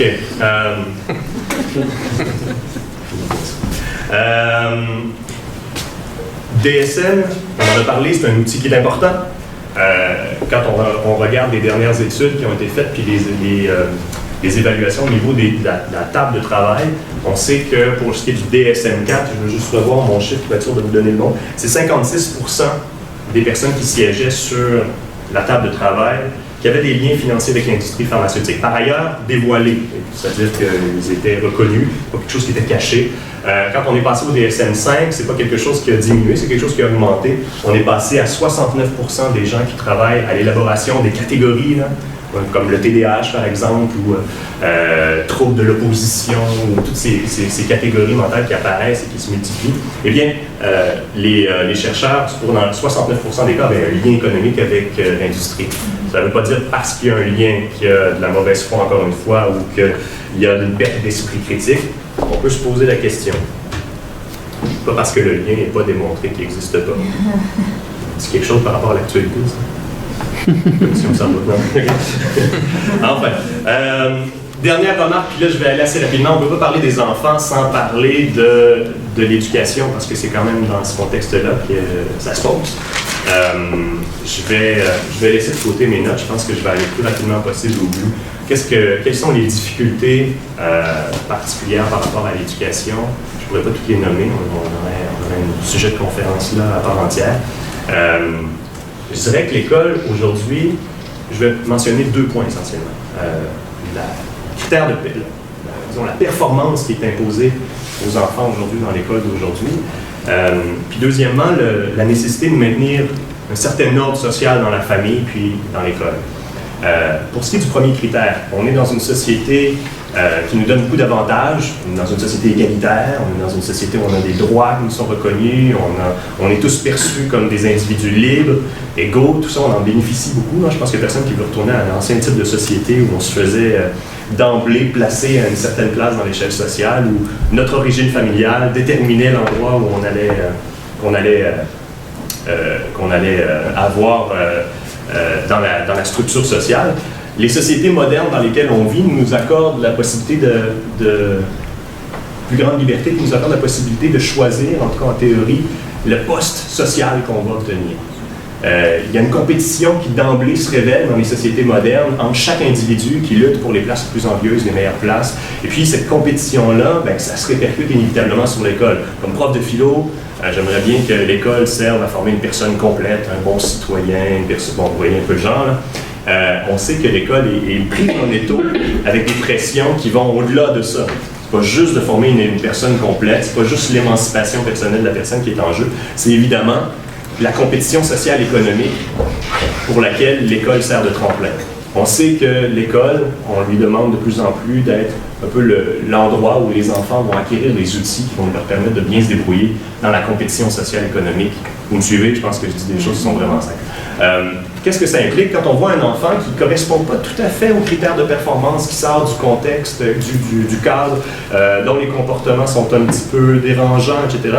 Là, je parle de personnes, d'éducateurs, des gens bien intentionnés qui pourraient regarder cet enfant-là et se dire comment on peut l'aider, comment on peut le remettre sur les rails pour que cet enfant-là réussisse à performer puis à obtenir le poste éventuellement ou les positions sociales qui sont viables pour lui. Dans ce contexte-là, si on a la promesse d'un traitement, éventuellement peut-être même d'une médication qui pourrait aider cet enfant-là, on comprend que des personnes, j'insiste encore, tout à fait de bonne volonté, qui ont à cœur le futur de l'enfant, aillent dans cette direction-là. Ce que je suis en train de dire, autrement dit, prenons un pas de recul, ce que je suis en train de dire, c'est qu'au-delà des pressions financières, au-delà du discours scientifique, il y a une demande de diagnostic pour ce genre de trouble. Il y a une demande de diagnostic qui vient, en réalité, des personnes soucieuses du bien des enfants, des parents, des professeurs, peut-être même parfois des enfants eux-mêmes qui veulent, eux aussi, enfin faire comme les autres puis performer. On comprend très bien que ça puisse en fait contribuer à augmenter les taux de diagnostic. Ça, c'était mon premier point. En gros, la pression de la performance, puis l'idée finalement qu'il faut s'y conformer. Deuxième point, rapidement, on sait les difficultés avec lesquelles les professeurs doivent conjuguer pour réussir à mener à bien leurs tâches. Je fais tout le temps des blagues avec mes étudiants. Des fois, je leur demande de lever la main ceux qui veulent devenir prof. Bonne chance. Puis, je suis prof moi-même, donc comprennent l'ironie, c'est pas un mot de découragement. Mais il y a quelque chose de spécifique à nos sociétés actuellement qui doivent gérer plusieurs difficultés pour être capables d'enfin transmettre une certaine instruction aux enfants. J'en donne quelques-uns en rafale, puis après ça, on va se diriger vers la conclusion parce que l'idée ici, c'est de comprendre un peu pourquoi il y a lieu, puis on veut aller vers une autre sorte de discours, on veut voir le TDAH autrement. Donc, rapidement, le professeur qui est pris avec des étudiants nombreux dans sa classe, qui a d'ailleurs, on coupe de plus en plus dans les écoles d'éducation, ça c'est un facteur qui est important. Le professeur qui est pris avec une classe nombreuse, parfois dissipée, on peut comprendre que si la mauvaise information lui vient, qu'on lui dit « ça c'est tous des enfants TDAH », et puis la solution peut être réglée par éventuellement une thérapie, regarder un peu l'environnement de l'enfant, mais aussi une médication. On peut comprendre que les écoles, les intervenants soient intéressés non pas à la performance de l'enfant, mais simplement au maintien de l'ordre social, simplement au maintien de la classe pour que le professeur soit capable de finir son cours et être capable d'enseigner. Même chose à la maison, la remarque peut s'appliquer aux familles aussi. On sait depuis les sociologues qui s'intéressent à l'école, les spécialistes qui s'intéressent à l'éducation remarquent que de plus en plus les enfants où l'école est chargée, je vais le dire comme ça, l'école est chargée d'une double tâche. La tâche de transmettre un contenu de connaissance, d'introduire l'enfant à un héritage, à des sciences, à des connaissances, à un monde que l'enfant ne connaît pas encore et qui doit apprendre, le monde des adultes. Donc, l'école a un effort de transmission à faire. Mais pour que ça puisse se faire, il faut que l'enfant soit déjà capable de gérer ses relations avec les autres. Il faut déjà que l'enfant soit capable d'avoir des bases de socialisation normales. C'est-à-dire qu'il doit être capable de se maîtriser un peu, il doit être capable de négocier sa satisfaction avec les autres, il ne peut pas toujours avoir tout ce qu'il veut. Bon, toutes sortes de phénomènes qui sont présupposés, on pourrait appeler ça la socialisation, une socialisation qui est présupposée avant même de pouvoir commencer à enseigner un enfant. Si la socialisation n'est pas faite, vous n'allez pas être capable d'enseigner quoi que ce soit à un enfant. Est-ce que c'est clair ce que je dis? Ça va? Alors, on sait de plus en plus, puis les professeurs sont pris avec ça, qu'ils doivent mener de front la double tâche présentement. Non seulement apprendre les règles de la vie commune aux enfants, mais sur cette base-là qui n'est pas acquise, enseigner aux enfants. Ça devient difficile quand on a des classes de plus en plus nombreuses. Ça devient difficile finalement d'atteindre l'objectif de l'école. Il y aurait plein d'autres remarques à faire là-dessus, mais je vais m'arrêter sur ce point-là. Au fond, ce qu'on essaie de dire, c'est que la situation actuelle qui entoure le TDAH, c'est pas juste, on ne peut pas la regarder puis penser la comprendre simplement parce qu'on aurait mis le doigt sur une cause. C'est un ensemble de causes, c'est assez puissant, c'est assez bien organisé. Il y a des causes qui sont de l'ordre de la science puis de ce qui se fait présentement au niveau des diagnostics principaux. Il y a de l'ordre évidemment des intérêts économiques. J'ai cherché fort pour savoir combien de millions on dépensait en psychostimulants au Québec pour savoir qu'est-ce que ça voulait dire, puis quel autre choix on pourrait faire éventuellement avec cet argent-là si on en disposait autrement. Je n'ai pas réussi à trouver ces données-là, je m'en veux profondément, mais on sait que c'est beaucoup d'argent. On sait qu'il y a des causes qui sont de l'ordre de la société, du contexte social et politique dans lequel on vit, l'école. On veut maintenant essayer de voir comment on pourrait peut-être commencer à discuter autrement du trouble déficitaire de l'attention. Parce qu'on reconnaît, comme on le disait en introduction, qu'il y a des enfants qui présentent des signes d'activité ou d'hyperactivité, d'inattention et puis d'impulsivité. Ça, on le reconnaît. Maintenant, est-ce que le TDAH est la bonne manière d'aborder le problème? Il y a quelque chose d'encourageant quand on regarde ceux qu'on appelle là, le discours dominant. Il y a quelque chose d'encourageant quand on regarde les gens qui s'occupent des enfants en première ligne, là, qui vont prendre les enfants qui ont des troubles déficitaires d'attention puis qui vont les accompagner pour vrai. Pas ceux qui vont simplement avoir une visite dans le bureau du médecin de famille qui rapidement va avoir un diagnostic, et les enfants pour lesquels on va chercher un petit peu plus loin. Il y a quelque chose d'encourageant. Pourquoi je dis ça? Parce que on voit que leur manière d'aborder le phénomène est beaucoup plus complexe que simplement dire c'est biologique, on a remarqué 2-3 fois qu'il bougeait, donc on va lui donner une médication. Dans certains cas, il y a quelques enfants, il y a des enfants qui ont accès justement à des services un petit peu plus complexes, où on prend le temps de regarder qu'est-ce qui se passe avec l'enfant, puis on essaye d'écarter les faux diagnostics. On regarde est-ce que l'enfant, je ne sais pas, est-ce que l'enfant, on regarde le sommeil, l'alimentation, on fait des tests de QI, on passe des tests neuropsychologiques, bref, on fait toutes sortes de choses pour éviter que, éventuellement, on ait un faux diagnostic, puis que l'enfant arrive non seulement avec le faux diagnostic, mais éventuellement aussi la médication qui s'ensuit. Par contre, ces gens-là, quand on regarde, par exemple, je ne sais pas, les hôpitaux, ceux auxquels on s'est intéressé, on a regardé un peu leur mode de fonctionnement, ne remettent pas nécessairement en question le trouble déficitaire d'attention comme tel. Et c'est ce que vous avez compris, là, c'est ce qu'on essaie de faire, nous. Et on pense que c'est ce qui doit être fait. J'aimerais sauter, je vais sauter rapidement à la fin, puis après ça, je vais laisser la parole à Jean-Michel pour le mot de conclusion. Je vais prendre juste un élément. Je vais prendre juste un élément de ce que tu mentionnais, les études qui montrent que le traitement, la thérapie comportementale et puis éventuellement le traitement par le médicament fonctionne au début, c'est ce qu'on voit, semble faire diminuer les symptômes, les comportements de l'enfant qui présente des difficultés. Mais après un certain temps, les symptômes réapparaissent, les difficultés réapparaissent. Je vais juste prendre ce fait-là pour exposer mon dernier point. Qu'est-ce que ce fait simple peut nous dire? Est-ce qu'on ne peut pas faire l'hypothèse, c'est l'hypothèse que nous on fait, que au-delà des symptômes, au-delà des comportements, au-delà de ce qui est observable par la science, ce qui est observable par la science, en gros le cerveau, ce que Jean-Michel discutait, on est capable d'observer ce que les neurosciences peuvent nous faire voir, on est capable d'observer les comportements. C'est ces choses-là qu'on est capable de voir. Est-ce qu'on ne peut pas faire l'hypothèse qu'en s'attaquant à cette surface, en voulant traiter les comportements, en réalité, on ne laisse pas l'essentiel de côté. On ne s'empêche pas, en posant un diagnostic TDAH, d'aller un peu plus loin et de questionner ce qu'il y a au-delà du comportement, ce qui le cause, ce qui l'a engendré dans l'individu. Et est-ce qu'on ne s'empêche pas, par ailleurs, de faire une place à ce qui travaille dans l'enfant, puis qui nous permettrait véritablement, non pas de ramener l'enfant exactement comme les autres, puisque ces traitements-là échouent par ailleurs, mais de trouver ou d'inventer des nouvelles solutions pour que ces enfants puissent trouver un aménagement pour leur existence dans les familles. La chose est complexe, mais si cette hypothèse vaut quelque chose, ça voudrait dire que de s'empresser de diagnostiquer, peut-être de s'empresser de médicamenter, parfois, pourrait venir faire le geste inverse d'aider, qui serait simplement de mettre une sorte de bouchon sur ce qui essaie de s'exprimer. Est-ce que la tâche, c'est pas plutôt d'essayer de trouver une manière d'être à l'écoute de ce qui, au-delà du comportement difficile, est en train d'agir et est en train de parler à travers l'enfant? Je vais laisser cette question,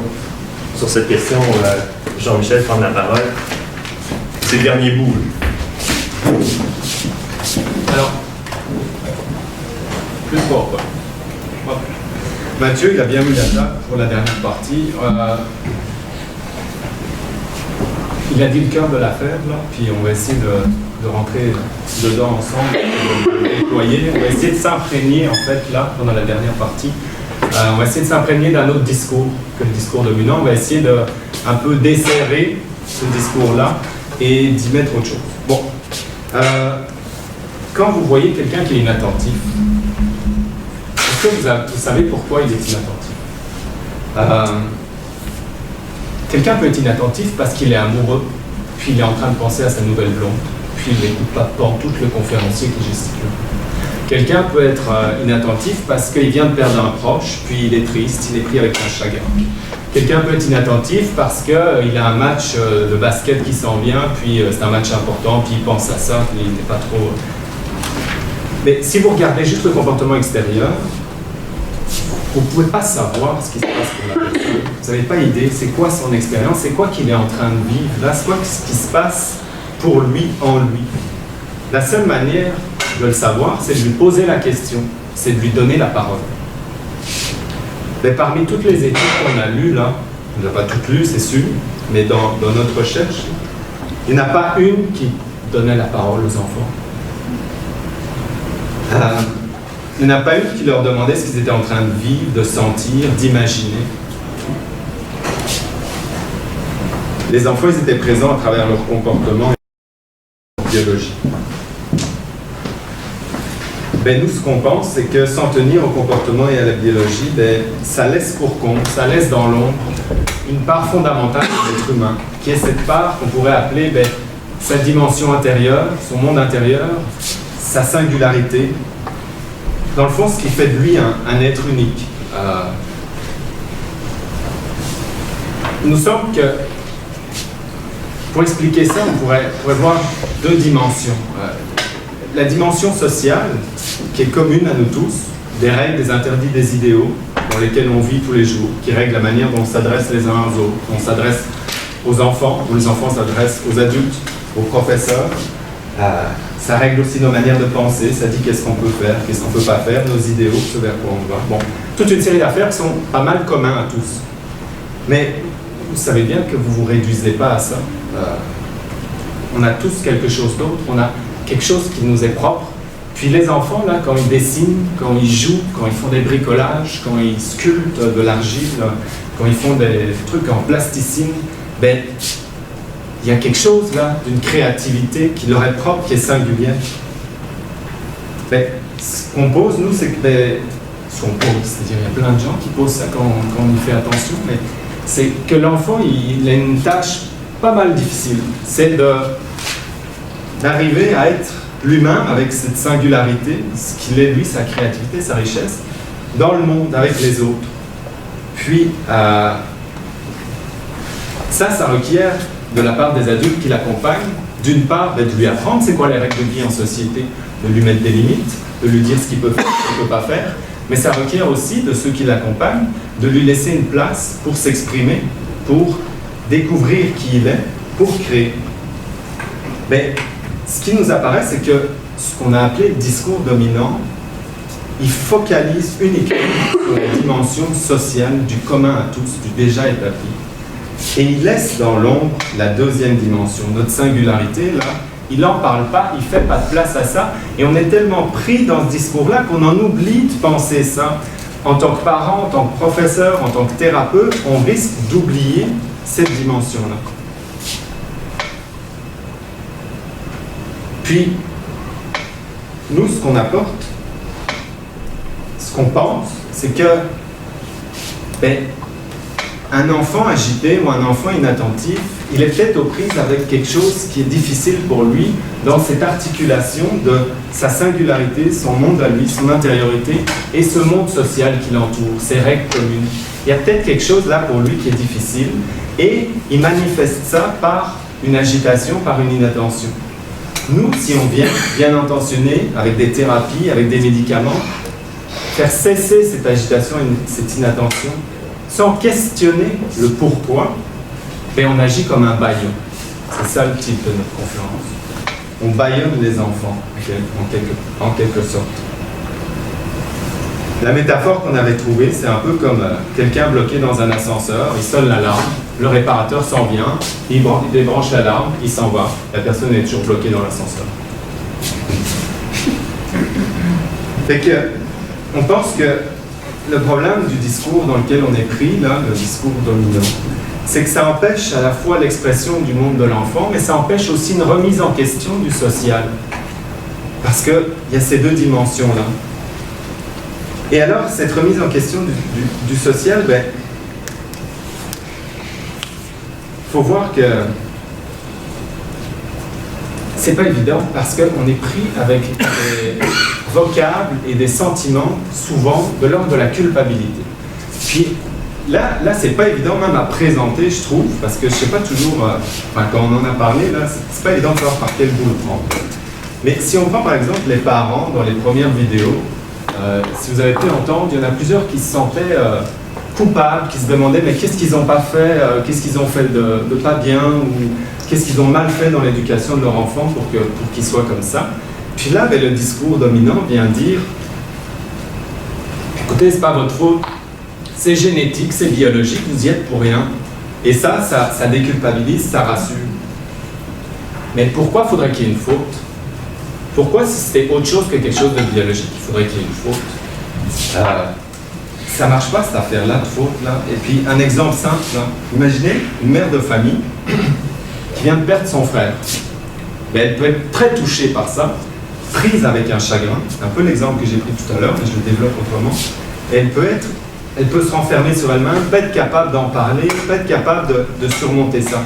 Mais son enfant, il va être sensible à ça. Les enfants, ils sont sensibles à tout ce qui se passe autour d'eux, aux relations. Il va être sensible à ça, puis ça se peut qu'il y réagisse à sa manière, puis ça se peut pour un enfant, ce soit une agitation, ça se peut pour un autre, ce soit une inattention, ça peut être plein d'autres affaires. Et elle est où la faute là-dedans? Il n'y a pas d'affaire biologique là-dedans, il n'y a pas d'affaire comportementale, il n'y a pas de faute non plus, là, la mère, elle n'est pas en faute. Par contre, si on nous maintient dans le discours biologique, mais on ne peut même pas penser qu'il y a autre chose qui peut se passer, on ne peut même pas avoir cet espace pour inventer autre chose. Fait que nous, ce qu'on aime bien comme vocable, c'est le vocable de la responsabilité. Parce que autant la culpabilité, ça paralyse, on se tape sur la tête, autant la responsabilité, ben, ça mobilise. On se lève et on va chercher des solutions. Alors, la responsabilité, ben là encore, c'est pas évident. Parce qu'on n'est pas tout seul dans une société, et un parent qui a un enfant qui est agité, il a beau vouloir prendre ses responsabilités, mais il est pris dans une société plus large. Quand vous avez des faibles revenus à Québec et que vous avez un problème de santé mentale, ou que votre enfant a un problème de santé mentale, c'est quoi vos solutions? 1, la médication. 2 ans d'attente au CLSC. 2 ans d'attente, votre enfant qui a 5 ans, 2 ans plus tard, il a 7 ans. Je peux vous dire que ça a pas mal changé entre-temps. Fait que là, il y a une responsabilité côté société. Qu'est-ce qu'on fait, nous, en tant que société, pour aider ces gens-là, qui ont des enfants, ou qui, parfois eux-mêmes, ont de l'agitation, de l'inattention? Même chose pour les écoles. Si les atmosphères de compétition accrues, ben, ça ne convient pas à certains enfants, si rester assis derrière un pupitre toute la journée, pour eux, c'est l'enfer, ben, est-ce qu'on va prendre nos responsabilités et leur offrir autre chose?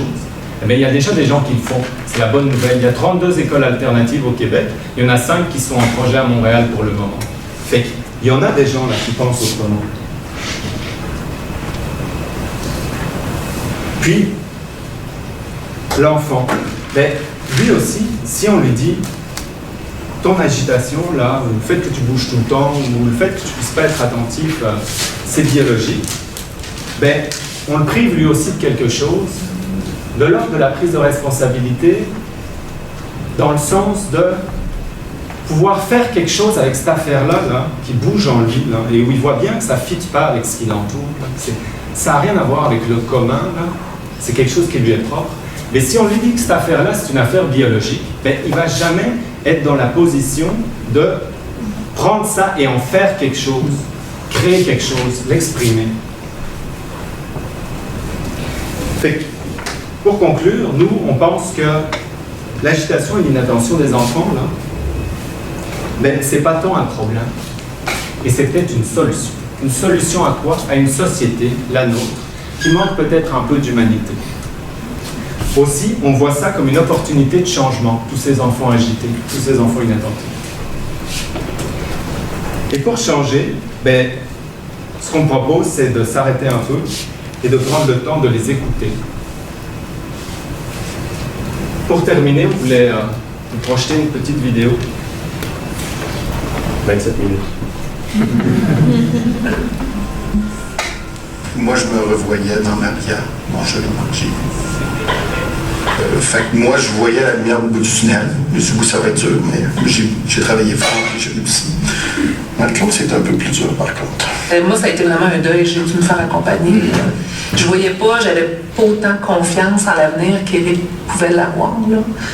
Moi, j'avais pas vécu cette difficulté-là. Fait que pour moi, ça m'apparaissait une montagne. Là. En bout de ligne, je me suis dit, je trouve que c'est un plus dans ma vie d'avoir une petite vie comme ça parce que, dans le fond, je me disais que je l'aurais poussé à performer. Je me disais, ça aurait donné quoi de plus? Alors que je trouve que ça vient remettre en question un peu tes valeurs ou est-ce que ça prend nécessairement la performance pour être heureux dans la vie? Est-ce que tout passe par là?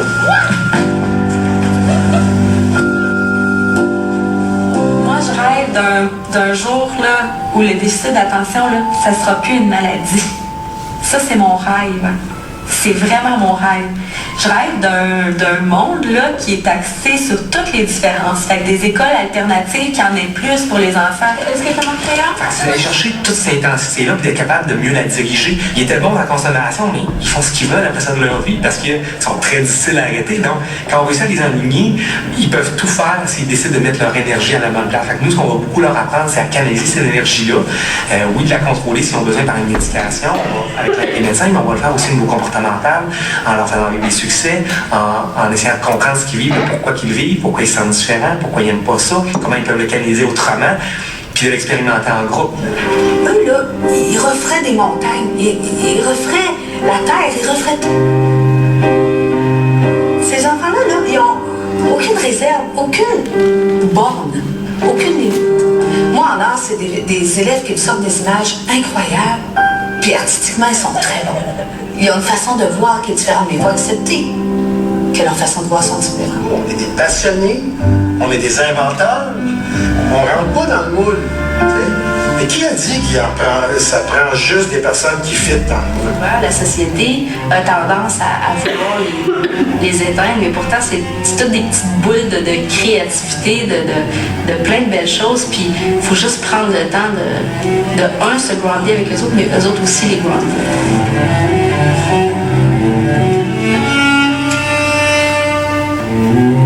Alexandre est marginal, et puis c'est sa marginalité qui l'a exclu. Mais maintenant, sa marginalité, Alexandre, est en train de le propulser vers l'avant. Voilà.